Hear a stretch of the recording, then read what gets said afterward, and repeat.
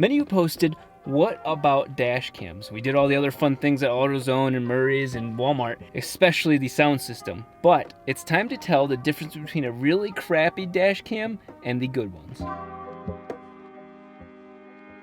In typical Walmart fashion, nobody's here to help us, and the person that's supposed to unlock this is nowhere to be found, and nobody wants to help. But with all that aside, we did find a $10 to $20 dash cam.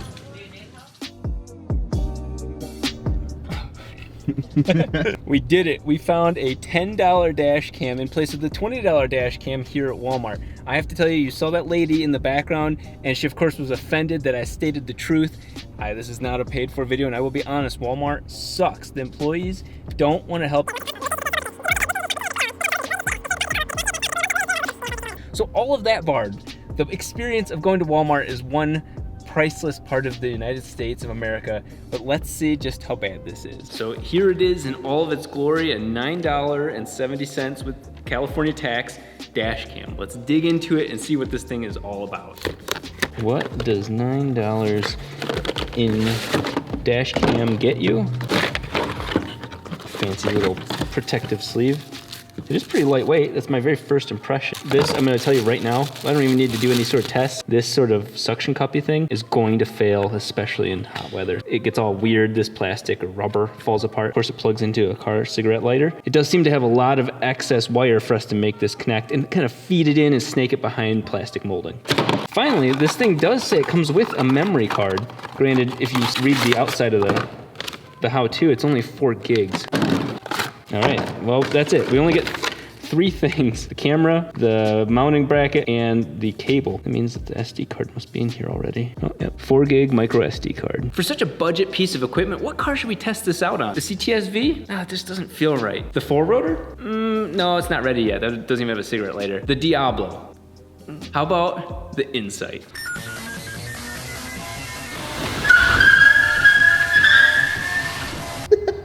As you can imagine, installing a dash cam is relatively easy, really. It's more so snaking this part through all of the different bodywork, and that's why I'm kind of glad that they brought this much cable to the table. Is that you're gonna run it somewhere through here, over on the A-arm, and then down through the passenger side. Ultimately, like the Insight, there's only 1 cigarette lighter. Some other cars like the CTS-V have multiple, and that works out really well to your advantage for dash cams. In this case, you only get 1, and we're gonna stick at that. See what this thing's all about. There we go. As most dash cams, it automatically starts recording. It's in 720p. It does have a battery built in. This little thing's gonna be interesting to test out. It's got a sun. That's good, because there's no sun inside this building. Let me see if it's got a screen protector. Oh, no, there we go. We're doing it right away. Boom. Oh my God, look at how bad that motion blur is right off the bat. This is gonna be fun. Okay, video says 1080, motion detection. Whoa. What? First impressions, the thing does everything, and it does everything poorly. What we're gonna do is test it all, because right now the motion blur looks absolutely horrible, the resolution looks bad, all of these things look atrocious. But don't take my word for it. Let's test it out. I bet a handful of you guys are saying, Rob, you're being a little too critical. You're looking at the screen display on the back that was clearly made from China, which almost everything's made from China. But here, take a look at the footage itself and let me know if it's any better. All right, could you even tell who was driving that? Was a person driving that vehicle? I can't tell. Oh, yeah. That's not gonna tell you shit about who or what that car is. I can't even tell if it's an SUV. Look at how blown out it is. The darks are way too dark, the lights are way too light, and we're at golden hour. This is supposed to be the best lighting for cameras. Worse yet, I can't tell who that white car driver is. I can't tell anything. None of this information is useful to me other than saying, oh, there was a car there. And I will tell you firsthand that a police officer needs to know who was driving the vehicle when serious shit happens. They will not just arrest the owner of the car later on. We are literally on this Prius's ass, and you can finally start making out a license plate, thank God. The only time that would ever help is if we actually rear-ended him, which I don't want dash cam footage of me rear-ending somebody else. It's very clear that that thing absolutely sucks, and for $9, what can you expect? But don't worry, there is a way to salvage this video. I have the Vantrue On Dash, oh, I was right. The Vantrue On Dash N2 Pro. This thing is the pinnacle of a dash cam. Let's compare just how much of a difference there is. There we are. This is a dash cam. You even get the fancy unboxing experience, which was not present in the other one. You've got a quick start manual that you won't read, something in a different language. This is good so far. And here we are.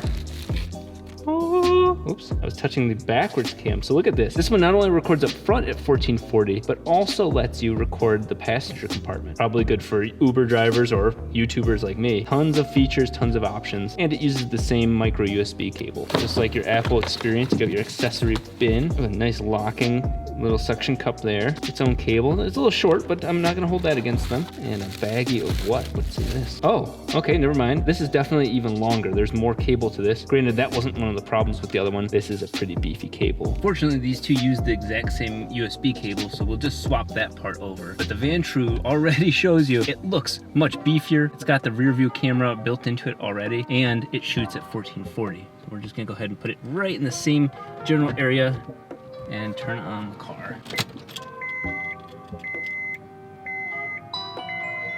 Right off the bat, you can actually see both Mina and I in the passenger compartment because of this lens right here, and this front one is much more wide angled. You can see my finger is on a much further angle than the other one. These are still also only recording in 1080p, although this one can do 1440.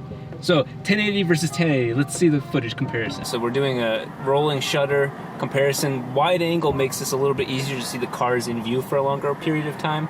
And it also lets each pixel focus more on that subject. Granted, one thing can't be as zoomed in. Let's compare the compression of this to the crappier camera.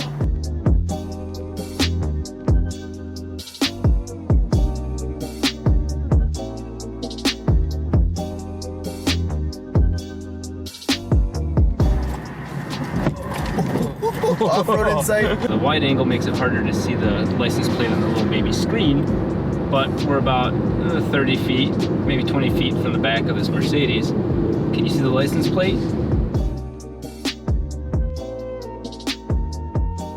So here we have it where it's a little bit darker. Now it's later on in the golden hour, but you can see that without even trying. The camera quality on this Vantrue is infinitely better than the little piece of crap from Walmart. It is night and day difference, and you can only really rely on one of them to save your life. The other one is absolutely not useful. Yeah, okay, cool. I've got a Mario Paint sort of 1992 3-pixel art worth video of what my life was like for the last hour, but that's not gonna help me in any sort of legal situation whatsoever, or even documenting anything for YouTube. All right, so my new videographer who's helping fill in for Jarrett is going to perform the nighttime test. You guys don't know what he looks like, so tell me if you can describe what he looks like before you see him revealed. Go ahead and shut one of the lights off. Not that one. So this is with half light. Let's see how bad the camera performs.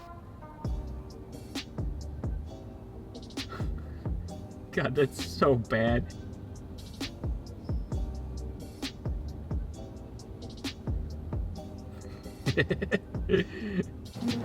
Oh my God, this camera's gonna be so...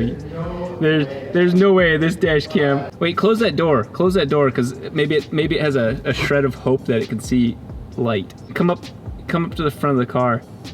I don't even know what the front is. Okay, we'll just go until you hit it. That's still... Yeah, on the passenger side. Oh, that's the very first thing is you can see the top corner, the front cam, the cam of us. Look at that. You can see my hand in some sort of infrared in the in-dash cam. I'm kind of impressed with that one.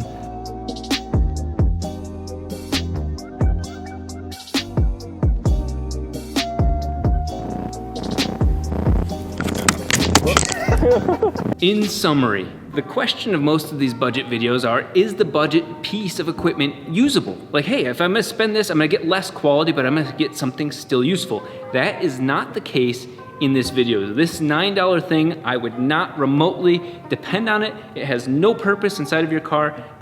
Get rid of it. Whereas something as nice as the Vantrue, which is of course many times more expensive, but the quality is there, multiple cameras, higher resolution at the same resolution, oddly enough, just better compression, better low light, infrared at low light, all of the above make the Vantrue a much better choice for your dash cam. In the process of reviewing this as B-roll, we were just gonna include the footage in the video and be good. Look at this, you need to see the reaction to this. This is the footage. What is that? Was a person driving that vehicle? I can't tell. That one? No? Those three frames that have... What is this? The square. The wheels are square. What? That is so bad.